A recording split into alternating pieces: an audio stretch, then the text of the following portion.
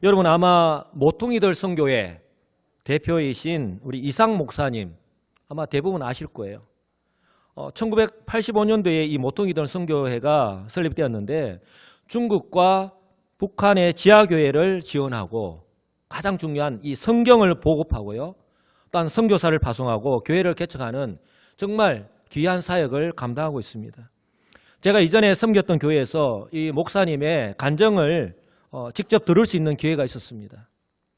그 당시에 중국과 북한의 성경을 공급하는 사역을 20여 년째 감당하고 계셨는데 목사님을 통해서 공급된 성경이 무려 500만 권이 넘는다고 합니다.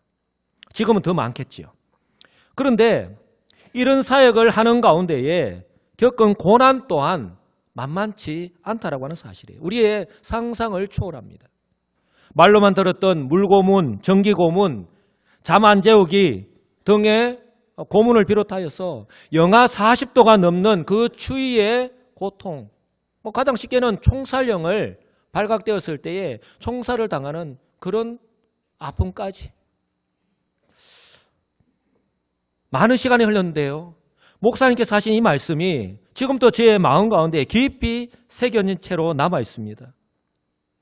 생사를 넘나드는 고문을 마치고 이제 숙소에 와서 당신에게 고문을 한 4사람 중에 한 사람이 이렇게 질문을 하였습니다.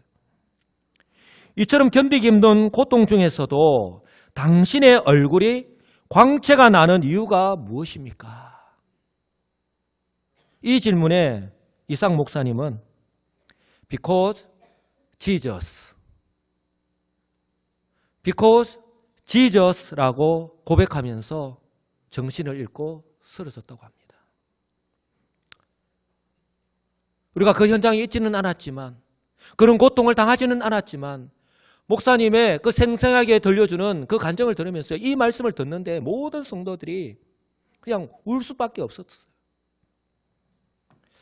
사랑하는 성도 여러분, 저와 여러분들 역시 아무런 공로 없지만 우리 하나님의 은혜로 예수 그리스도를 믿음으로 구원을 받았는데 과연 우리의 삶 가운데에 우리의 삶을 통해서 과연 예수님 때문이라고 고백할 만한 그런 고난의 삶, 인내의 삶, 복음의 열매를 맺는 삶을 살아가고 있는지 지금 현재의 성도로서의 나의 삶의 모습을 돌아보시는 그런 은혜의 시간이 되시기를 간절히 소망합니다. 현재 저와 여러분들이 경험하는 대부분의 고난은요, 소극적인 고난이라고 할 수 있습니다. 우선적으로 먹고 사는 것과 관련된 생존의 문제이죠. 가장 기본적으로 의식주의 문제입니다. 저 역시도 시골에 우리 장인 어르신과 또한 저희 어머님이 계시지만요, 이제 점점 기온이 떨어지고 겨울이 다가오고 있는데 어른들은 그 비용을 조금이라도 줄인다고 어떻습니까? 보일러를 떼지 않습니다. 그리고 아빠도 병원에 잘 가시지 않아요. 자녀들에게 걱정을 끼칠까 싶어서 조금이라도 자녀들이 용돈을 주는데 그 용돈을 절약하기 위해서. 그래서 우리 자녀들이요 얼마나 걱정을 합니까? 참 다른 사람의 이야기가 아니라 바로 저와 여러분들의 이야기이고 바로 현실적인 문제예요. 또한 우리 성도들은 또 세상 사람들하고 달리 헌금 생활을 합니다. 오늘도 저와 여러분들이 하나님 앞에 예배를 드리러 나올 때에 빈손으로 나오지 아니하고 주일 헌금부터 시작해서 우리의 신앙 고백인 11조 헌금까지 이처럼 헌금 생활을 합니다. 그러다 보니 경제적으로나 또한 우리 마음적으로 여유가 없을 때가 얼마나 많습니까?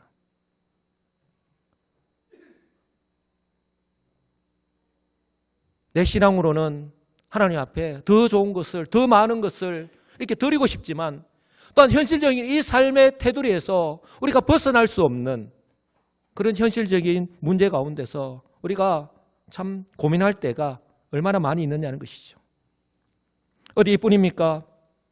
우리의 자녀들, 이 자리에는 물론 자녀들이 장성해서 다 시집장가를 보낸 우리 어르신들도 계시지만 그러나 아직 우리 학업 중에 있는 우리 자녀들, 저희 가정에도 중학생, 고등학생이 한 명씩 있지만 결코 만만치 않습니다.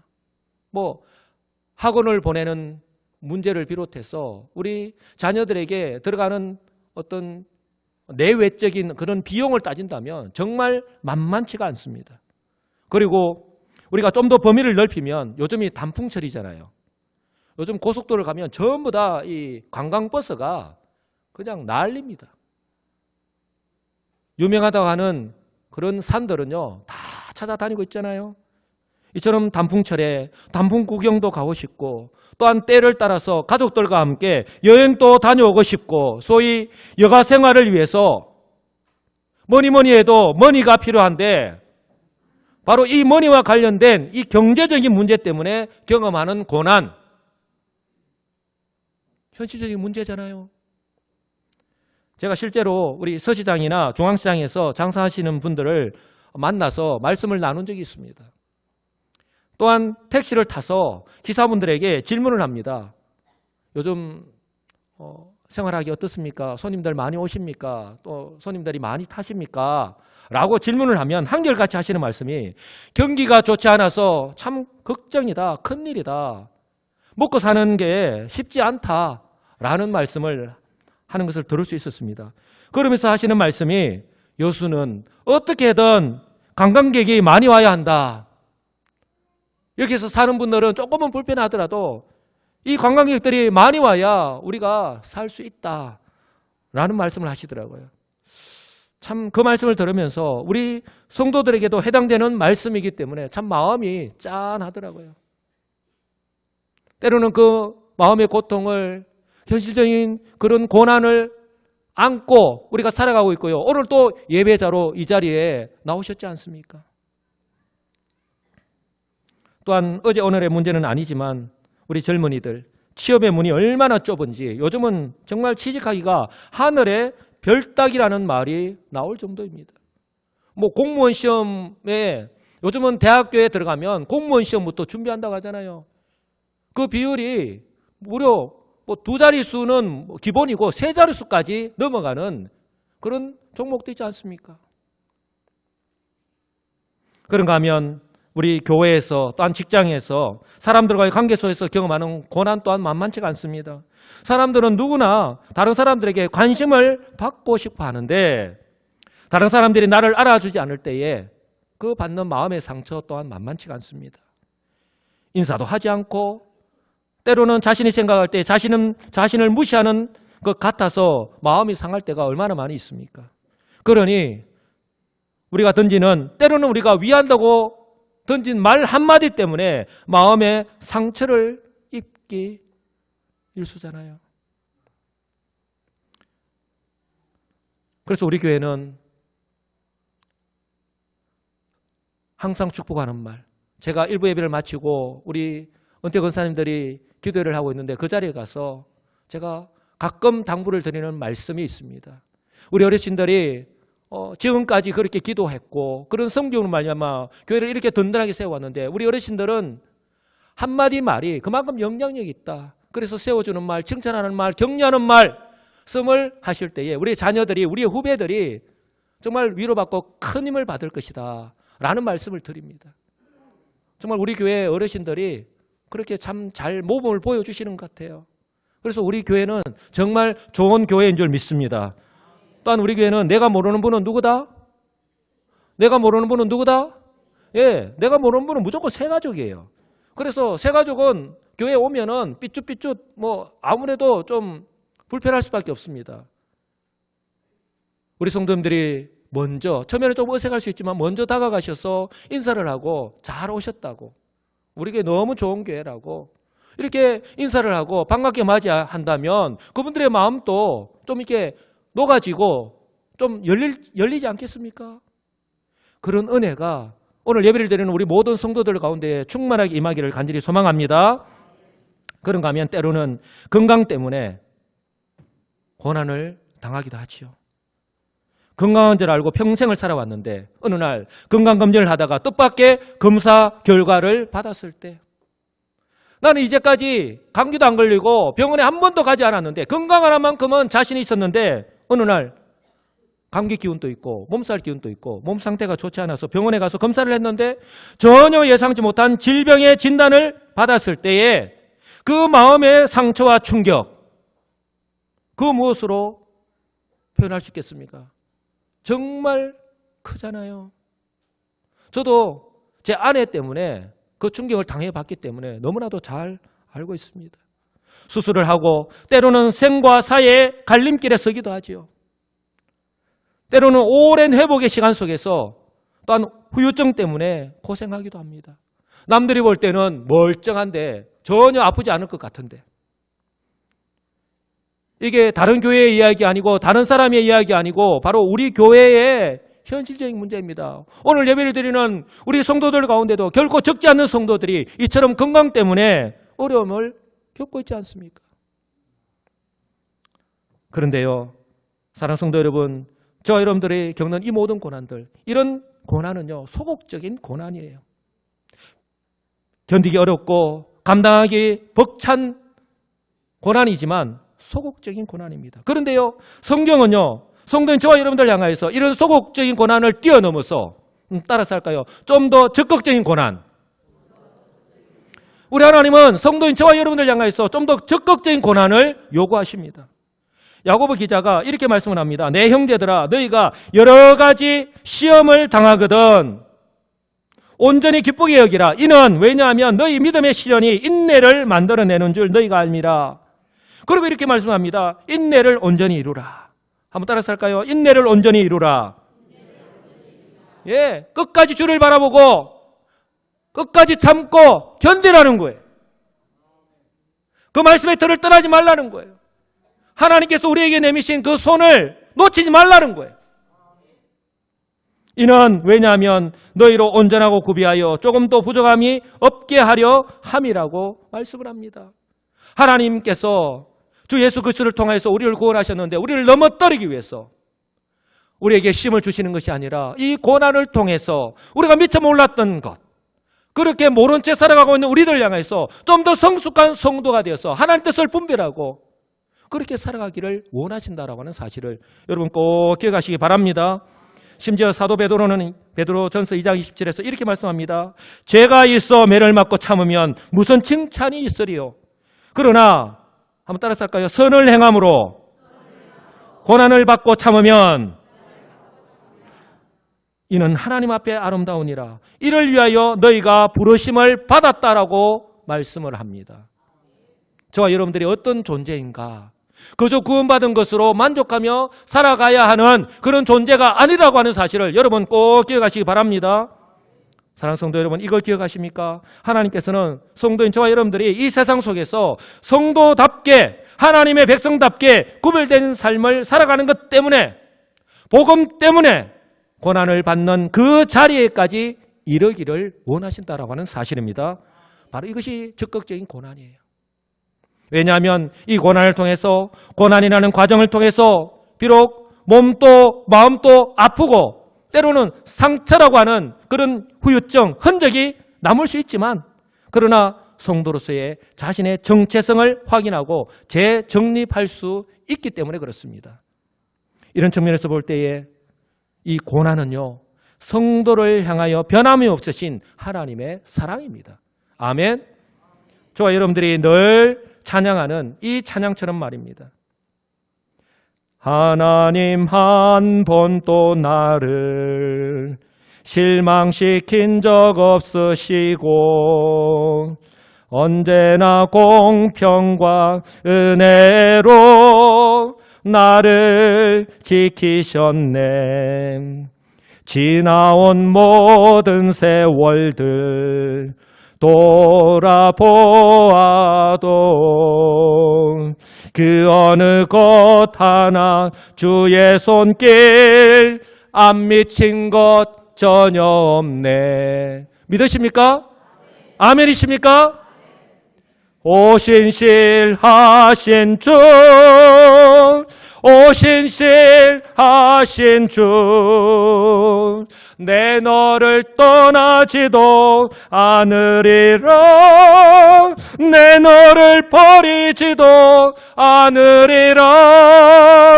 약속하셨던 주님, 그 약속을 지키사 예호로도 영원토록 나를 지키시리라 확신하네. 아멘. 이처럼 신실하신 하나님께서 고난 가운데서도 저와 여러분들과 함께 하시는 줄 믿으시기를 주님의 이름으로 간절히 축복합니다.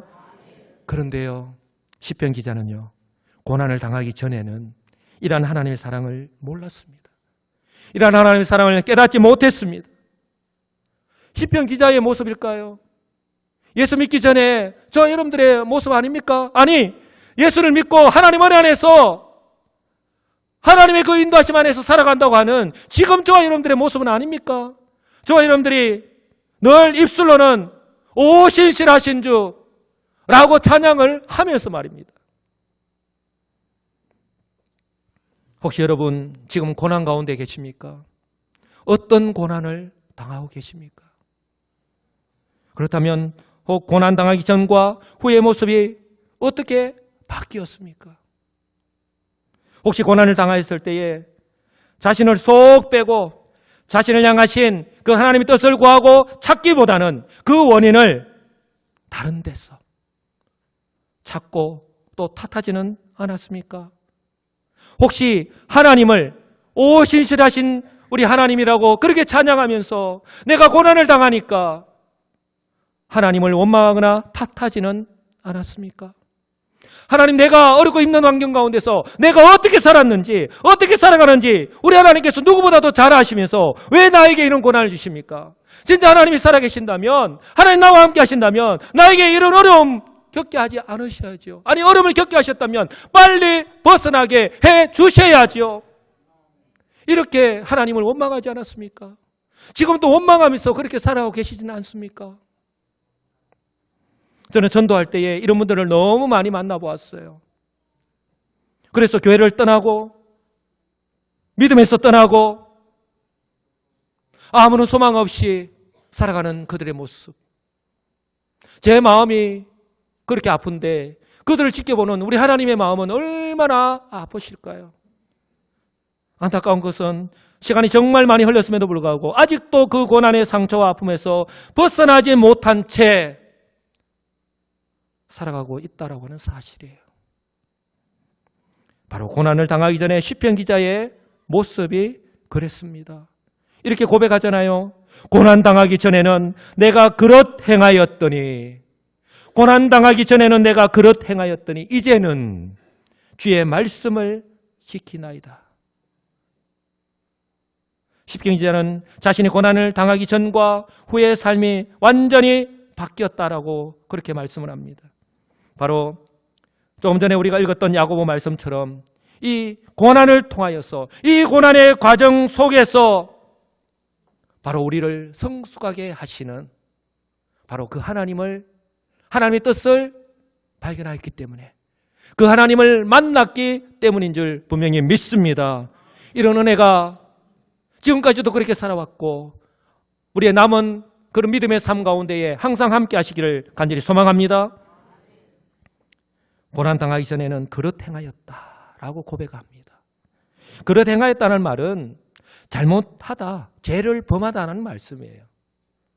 한마디로 시편 기자가 무지하였어. 하나님의 약속의 말씀을 믿지 않았죠. 그러니 하나님 말씀에서 벗어났어. 죄를 죄로 알지 못한 죄, 아니 죄인 줄 알면서도 그 가운데서 살아갈 수밖에 없는, 안타까운 것은 시편 기자와 같은 이런 삶을 성도인 저와 여러분들 역시 매일 우리에게 주어진 삶을 동일하게 반복하면서 살아가고 있지는 않느냐 하는 것입니다. 하나님 말씀을 통해서 교훈받고 또한 주의 성령께서 매일 깨닫게 해 주심에도 불구하고 말입니다. 그런데요, 시편 기자가 고난을 당한 후에는 그 삶이 180도 바뀌었습니다. 이렇게 고백하잖아요. 한번 따라서 할까요? 이제는 그러니까 지금이라는 말씀이에요. 그 고난의 과정을 통과했다는 말이에요. 이제는 주의 말씀을 지키나이다. 아멘. 한번 따라서 할까요? 이제는 주의 말씀을 지키나이다. 아멘. 고난을 통하여 비로소 하나님의 말씀을 깨닫게 되었기 때문에 그 하나님의 말씀 앞에서 마치 자기 자신이 하나님의 말씀의 거울 앞에 서 있는 것처럼 이제는 자신의 모든 은행 심사를 주의하여서 행한다는 것을 의미한다는 거예요. 여러분, 지킨다고 하는 것이 이런 의미를 담고 있습니다. 내가 하나님 앞에서, 하나님 말씀의 거울 앞에서 자신의 삶을 비춰보는 거예요. 내 은행 심사를 내가 어떻게 해야 되나, 말 한마디, 행동 하나하나를 생각해 보는 거예요. 그러므로 시편 기자가 이렇게 고백할 수 있는 겁니다. 65절에 여호와여 주의 말씀대로 주의 종을 선대하였나이다. 여러분, 하나님의 말씀을 깨닫지 못할 때는요, 하나님 말씀을 믿지 못할 때는요, 절대로 이렇게 고백하지 못합니다. 왜 나를 이렇게 어려운 가운데, 고난 가운데 그냥 내버려 두십니까? 라고 원망하지요. 그러나 그 하나님을 은혜를 깨닫고 난 후에는요, 그 말씀의 은혜를 깨닫고 난 후에는요, 이렇게 고백할 수 있는 거예요. 주의 말씀대로 주의 종을 선대하셨다고. 전에는 하나님의 말씀을 믿지 않았는데 이제는 하나님께서 나를 사랑하신다는 그 말씀을 믿는다고 고백을 합니다. 그러니까 믿지 않았다는 말씀은 믿어지지 않았다는 말씀과 저는 이꼴로 봅니다. 이제는 그 말씀을 믿을 뿐만 아니라 지키며 살아간다고 고백을 합니다. 67절 하반부에 이제는 주의 말씀을 지키나이다. 이제는 주의 말씀을 지키나이다. 그러면서 거듭해서 이렇게 고백을 합니다. 내가 주의 계명을 믿었사오니 좋은 명철과 지식을 내게 가르치소서. 주는 선하사 선을 행하시오니 주의 율례들로 나를 가르치소서. 주의 입의 법이 내게는 천천 금원보다 좋으니이다. 아멘. 여러분, 무엇을 의미합니까? 저와 여러분이 이 세상 속에서 성도로 또한 성도답게 살아가기 위해서 무엇이 필요하다? 따라서 합니다. 하나님의 말씀. 여러분, 하나님의 말씀을 알아야 깨달을 수 있고 그 말씀을 지킬 수가 있는 거예요. 그래서 시편 기자가 내게 가르치소서 라고 거듭해서 그렇게 고백을 하는 겁니다. 여러분, 우리에게 주신 이 하나님 말씀대로 순종하며 살아가기 위해서는 하나님 말씀을 알아야 한다고 하는 사실을 꼭 기억하시기 바랍니다. 성경에서 분명히 말씀하잖아요. 디모데후서 3장 16절 17절에 모든 성경은, 다 같이 한번 읽어보겠습니다. 모든 성경은 하나님의 감동으로 된 것으로 교훈과 책망과 바르게 함과 의로 교육하기에 유익하니 이는 하나님의 사람으로 온전하게 하며 모든 선한 일을 행할 능력을 갖추게 하려 함이라. 아멘. 이 하나님의 말씀이, 이 신구약 성경의 말씀이 바로 예수 그리스도를 믿는 저와 여러분들에게 특별 계시로 주어졌다라고 하는 거예요. 그러니까 저와 여러분들이 이 말씀을 알 때에 이 말씀대로 살아갈 수가 있는 거예요. 그러므로 저와 여러분들에게 반드시 필요한 것이 하나님께서 우리 성도들에게 주신 은혜의 방편인 이 하나님 말씀과 기도의 시간이라고 하는 사실을 꼭 기억하시기 바랍니다. 여러분, 저와 여러분들이 예수 믿고 난 이후에 하나님의 뜻을 알고 순종하면서 살아가는 이 성숙한 성도의 삶, 모두 다가 바라는 바이지만 그러나 이런 삶은요, 어느 날 갑자기 우연히 일어나지 않는다고 하는 사실 또한 기억하시기 바랍니다. 우리에게 예배를 통해서 하나님 말씀을 듣습니다. 우리가 개인의 경건 시간을 통해서 하나님 말씀을 읽고 듣고 묵상하고요, 또한 기도합니다. 이런 시간이 왜 우리에게 필요한가? 제가 왜 여러분들에게 강조하는지 여러분들 꼭 기억하시기 바랍니다.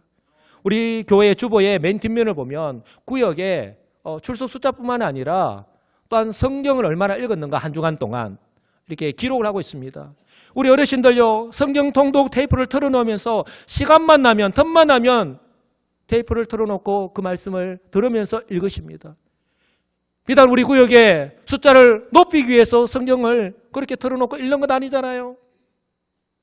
내 눈이 침침하고 어두우니까 이렇게 성경을 틀어놓고서라도 내가 말씀을 들으려고 하는 우리 어르신들의 그 모습을 우리 하나님께서 다 알고 계십니다. 또한 교회에서 실시하고 있는 우리 확신반, 성장반, 제자반 이 성경 공부 과정에 직접 참여하였어요. 성경을 관찰하면서 또 깊이 묵상하면서 읽으실 때에 주의 성령께서 깨닫게 해주시지 않습니까? 아멘. 또한 삶의 나눔을 통해서 자기 자신의 삶을 돌아보면서 그 하나님의 말씀대로 순종하며 살아가는 그런 은혜를 우리들이 경험할 수 있다고 하는 사실이에요. 저의 말이 아니라 많은 성도들이 그런 성경 공부를 하면서 고백하는 그런 신앙 고백이에요. 사랑하는 성도 여러분, 여기에 지금 표가 붙어 있지만 우리 교회 연구표가 바로 교회가 교회되고 성도가 성도되며 복음의 열매를 맺는 교회입니다. 교회가 교회되고 성도가 성도되며 복음의 열매를 맺는 것, 그냥 저절로 이루어질까요? 여러분, 이를 위해서는요, 반드시 필요한 것이 바로 하나님의 말씀에 대한 훈련과 순종입니다. 바라기는 하나님 말씀 안에 거하는 것이 천천금원보다 더 귀한 것인 줄 깨닫고 바로 삶의 변화를 경험하시는 우리 성도들이 다 되시기를 우리 주님의 이름으로 간절히 축복합니다. 지금은 그 어느 때보다 하나님 말씀이 필요하고 또한 중요한 때입니다. 비단 신천지와 같은 이단들이 우리를 미혹하고 있기 때문만이 아니라 이를 위해서도 우리가 하나님 말씀으로 무장하고 있어야 됩니다. 여러분, 방어만 해서는 결코 이길 수가 없죠.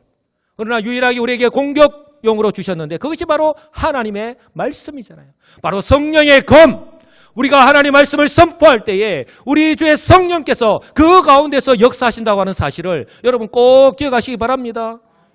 내년 2월 달에도 우리가 단기 선교로 또 베트남, 라오스 그쪽으로 가겠지만 선교지에서 선교사들이 직접 경험하는 것이 무엇입니까? 그것에서 하나님 말씀을 선포하고 기도할 때에 정말 그 믿음 가운데서 하나님의 놀라운 역사가 나타난다고 하는 사실이에요. 지금 또 우리가 복음을 들고 전도자에 나가서 정말 그 복음을요 전할 때에 하나님의 놀라운 역사가 나타나는 줄 믿으시기 바랍니다. 이처럼 우리가 소극적으로 신천지와 대항하기 위해서 말씀으로 무장하고 있는 뿐만 아니라 우리가 세상 속에서 살아가면서 세상을 향해서는 모든 것이 항상 열려있는 우리의 모습은 아닌지, 이와 반해서 하나님의 말씀인 성경에 대해서는 관심이 없고, 그 이유가 여러 가지가 있겠지만 관심이 없다라는 제가 표현을 드렸습니다. 관심이 없고, 그러다 보니 하루하루를 사니까 사는 인생을 살아가는, 성도이면서 세상 사람들과 동일하게 살아가는 나의 모습은 아닌지 한번 좀 돌아볼 수 있기를 간절히 소망합니다. 바라기는 이처럼 성경과는 상관없는 삶, 즉 성경에 대해서 굳게 닫혀있는 나의 모습은 아닌지 돌아보시고 다시 한번 더 마음을 새롭게 하시는 성도들이 다 되시기를 우리 주님의 이름으로 간절히 축복합니다. 사랑하는 성도 여러분, 약속의 땅 가나안을 목전에 두고 있는 이스라엘 공동체에 지도자가 교체되는 그 큰 위기 가운데서도 우리 하나님께서 그들에게 강조하신 것이 바로 하나님의 말씀입니다. 모세를 통해서 광야 40년을 인도해서 바로 가나안 목전까지 왔는데 이제 모세가 죽고 여호수아로 교체되는 그런 위기적 상황 가운데서 하나님께서 강조하신 것이 바로 하나님의 말씀입니다. 왜요? 소극적으로는 이스라엘 백성들이 하나님의 말씀에서 떠나지 않게 하기 위해서. 그러나요, 좀 더 적극적으로는요, 그 말씀을 주야로 묵상하고 그 가운데 기록한 대로 지켜 행하기 위해서입니다.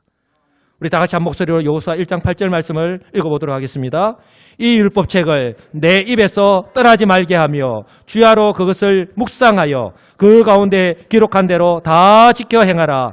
그리하면 내 길이 평탄하게 될 것이라. 내가 형통하리라. 아멘. 하나님은 그들에게 복 주시기 위해서, 그들이 구별된 백성으로 어떻게 가나안 땅에 들어가서 살아가야 하는지 그들에게 말씀하고 있는 겁니다.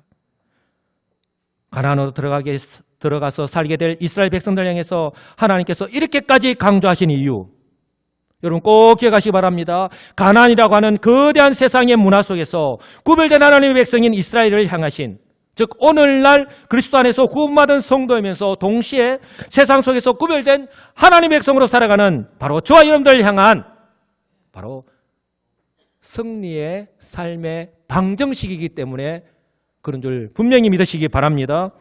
그러므로요, 성도로 살아가는 저와 여러분들은요, 항상 자기 자신을 향해서 이런 질문을 던질 줄 알아야 합니다. 나는 지금 어디에 서 있는가? 한번 따라서 할까요? 나는 지금 어디에 서 있는가? 바로 자신의 정체성을 묻는 말이에요. Where am I stand now? 이처럼요, 자신의 정체성, 내가 누구인가? 라고 하는 것을 확실하게 할 때에 Where am I going now? 나는 지금 어디로 가고 있는가? 나는 지금 어디로 가고 있는가를 알 수 있는 거예요. 자신의 사명을 감당할 수 있다라고 하는 사실을 꼭 기억하시기 바랍니다. 그리고요, 또 이 질문, 나는 지금 무엇 때문에 또 무엇을 향해서 이렇게 열심히 달리고 있는가? 이렇게 아침부터 저녁 늦은 시간까지 일하고 있는가? 단순히 돈을 많이 벌기 위해서, 단순히 성공하기 위해서 세상 사람들과 똑같은 목적이 아니라고 하는 사실을 여러분 꼭 기억하시기 바랍니다. 여러분 이렇게 살아가면서 때로는 어렵고 힘든 그런 고난을 당할 때가 있죠. 그러나 이것을 꼭 기억하시기 바랍니다. 고난은 축복의 전주곡입니다. 내가 나의 의지와 노력으로는 어찌할 수 없는 그렇게 당하는 소극적인 고난이나 또한 적극적으로 내가 성도이기 때문에, 아니 성도로서 복음 때문에 이 고난을 당하고 계십니까?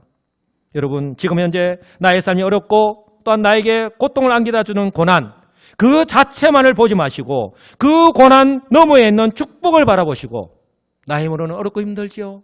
나와 함께 하시는, 우리가 고백한 찬양하고 있는 그 하나님, 주의 성령을 의지하여서 바로 오래 참음의 열매를 맺으면서 살아가시는 우리 믿음의 성도님들이 다 되시기를 우리 주님의 이름으로 간절히 축복합니다. 바라기는 오늘 시편 기자의 이 고백이 저와 여러분들의 신앙 고백이 되기를 간절히 소망합니다. 71절 말씀인데요. 우리 다 같이 한번 고백하게 해보겠습니다. 고난당한 것이 내게 유익이라. 이로 말미암아 내가 주의 율례들을 배우게 되었나이다. 아멘. 시편 기자는요, 고난을 통해서 하나님 말씀을 깨닫고 하나님 말씀대로 순종하며 살아가는 사람이 되었습니다. 현실은 견디기 힘든 고난의 연속이지만 자신의 몸과 마음은 상처가 남았지만, 그러나 이 때문에 나를 향하신 하나님의 뜻을 깨닫게 되었으니 바로 자신에게 유익이다고 그렇게 고백을 합니다. 바라기는 주의 성령의 은혜로 이런 치유와 이런 회복의 은혜가 오늘 예배를 드리는 우리 성도들 가운데에도 있게 되기를 우리 주님의 이름으로 간절히 소망합니다. 이제 말씀을 맺습니다. 혹시 지금 고난 가운데 계십니까? 나에게 견디기 힘든 고통을 주는 고난, 그 자체만을 보지 마시고 그 고난 가운데 나와 함께 하시는 하나님을 바라보시고 오직 믿음으로 인내하시는 삶을 살아가시는 성도들이 되시기를 간절히 소망합니다. 여러분 고난은요 변장된 축복입니다. 알버트 아인슈타인이 이런 말을 했습니다. 시련의 중심에는 항상 기회가 숨어 있다. 그 기회를 붙잡아라. 고난 가운데서도 오직 주님과 동행하심으로 그 기회를 축복으로 바꾸시는 그런 믿음의 삶을 살아가시는 우리 시민교회 모든 성도들이 되시기를 우리 주 예수 그리스도의 이름으로 간절히 축복합니다. 아멘.